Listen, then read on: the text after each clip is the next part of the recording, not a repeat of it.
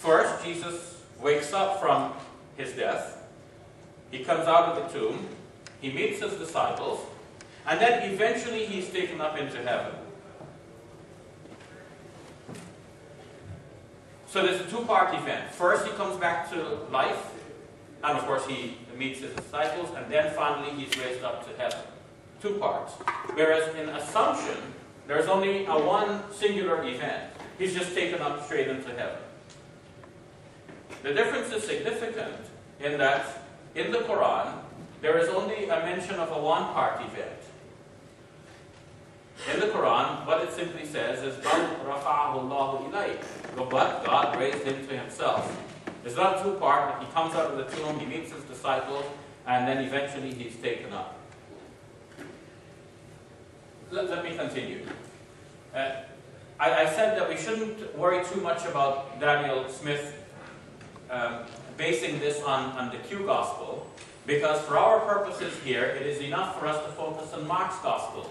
Because Daniel Smith shows that by comparison with what he has already, his whole study was based on on the Gospel of Q, but he's saying that by comparison we find the same underlying feature in the pre-Markan Passion narrative. Because again, like Wolfgang Pannenberg, he doesn't think that Mark chapter 16 verse 7 was a part of the pre-Markan Passion narrative. And in that case, the pre-Markan Passion narrative didn't say anything about Jesus coming back to appear to his disciples. And that means we have what he calls a typical Assumption story. He has shown that in that period, there are many literary works which have Assumption as one of as the usual end of the life of a hero. The hero dies, he is buried, a lover comes to visit the tomb and finds that the tomb is empty. And the conclusion is that this hero has been translated into heaven. Now, even though John's Gospel is the last of the four to be written, and we've already shown how John's Gospel has developed features, many scholars think that the opening of John chapter 20 has the earlier form of the story of the women coming to the tomb.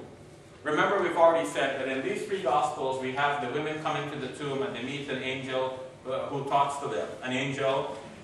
In Mark it's a young man in dazzling white. In Matthew it is an angel. In Luke it's two angels. And they understand everything that has occurred. But in John's Gospel, the first visit of Mary Magdalene to the tomb is one in which she doesn't meet anyone. She returns not knowing what has happened. She goes back to the disciples and says, they have taken the Lord out of the tomb and we do not know where they have put him. So that's a typical Assumption story. The lover goes to the tomb, finds the tomb to be empty, and eventually the conclusion is that the hero has been taken away from the tomb, translated straight into heaven, taken by God, obviously. So an earlier proclamation, before people began speaking about the resurrection of Jesus from the dead, according to this research, is that people spoke about the Assumption of Jesus from his grave all the way up into heaven. More than this, a German scholar, Dieter Zeller, whose work I didn't read directly, but I read of him in the same book I just cited by Daniel Smith, holds that the Q Gospel, and I should now tell you something more about the Q Gospel. Scholars believe that in addition to, let me see if I can get a page where, let me see here if I can get a page where I have more space to write something about the Q Gospels, about the Q Gospel. Maybe right here. Yeah, this is a good enough place. Scholars think that in addition to Mark, which was used by Matthew and Luke, there was another Gospel which they refer to as the Q Gospel. And that Gospel they call Q because they don't know the name of it. Q is short for Quella, which means source. The scholars think that Matthew and Luke borrowed the basic outline from Mark. Outline of events are found in Matthew and Luke, borrowed from here. But Matthew and Luke has a large number of sayings of Jesus. Some 300 verses, 245 perhaps, are found in Matthew and Luke, which are not in Mark. And scholars believe that those were derived from another gospel which we don't have in existence today, except as parts of it are found in Matthew and Luke. That gospel they refer to as Quelle, which means source in German, and just simply Q for short. Now, the Q gospel, according to Dieter Zeller, does not mention the death and resurrection of Jesus. And that's a curious point about Q, because the idea of the death and resurrection has become such a central point of Christianity. Paul, in one of his letters, in his letter to the Corinthians, 1 Corinthians chapter 15, emphasizes the resurrection of Jesus and says that if Jesus has not been raised, then your faith is vain and you are still in your sins. So it seems that nothing else matters unless Jesus is raised from the dead. That's the most important teaching now in Pauline Christianity. So why is that missing from the Q gospel?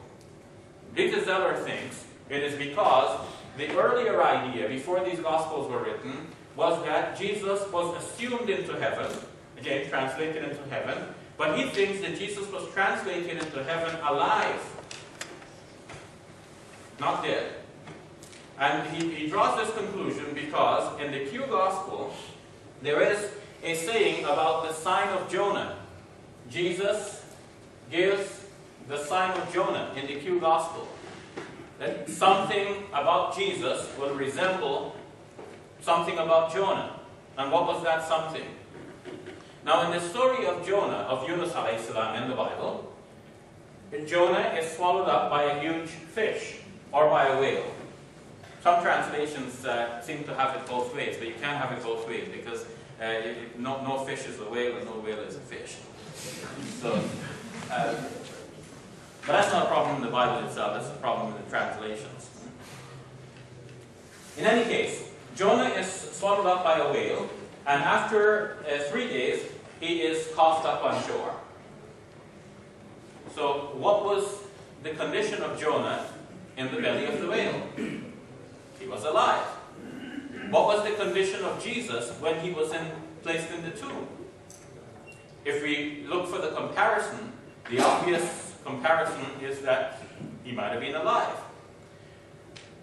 Matthew's Gospel expands upon that sign of Jonah that says, as Jonah was 3 days and 3 nights in the belly of the whale, so shall the Son of Man be 3 days and 3 nights in the heart of the earth.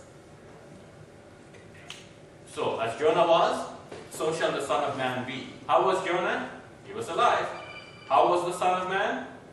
Probably was alive. What else might lead to the supposition that Jesus might have been alive? It is clear that these 4 Gospels are all written to try and convince us that Jesus actually died on the cross. That's their whole point. But beneath what they're saying, one can see some indications that another reality might have been the case. Consider, for example, that crucifixion does not pierce any vital organ of a person. Usually a person hangs for a few days, and it was meant to be one of the most torturous deaths. And the idea was to keep him hanging for a few days, so he serves as a warning to others all passing by the crossroads. And he just agonizes until finally he dies due to exhaustion and shock that follows from that. One thing might have killed Jesus quickly. That was the spear thrust that is mentioned in John's Gospel. John's Gospel mentions that one of the Roman soldiers came and pierced the side of Jesus with a spear. So if that wound was fatal, well then that would have obviously been the thing that would have been the thing that killed Jesus. But most biblical scholars today do not regard that spear thrust as historically correct or accurate. They think that John's Gospel introduced that spear thrust for the very point of trying to prove that Jesus died. Because people are reading Mark's Gospel, they're reading Matthew's Gospel, they're reading Luke's Gospel, and they're wondering, how did Jesus die? Because according to the Gospels, he hung on the cross only for a few hours. Mark's Gospel has it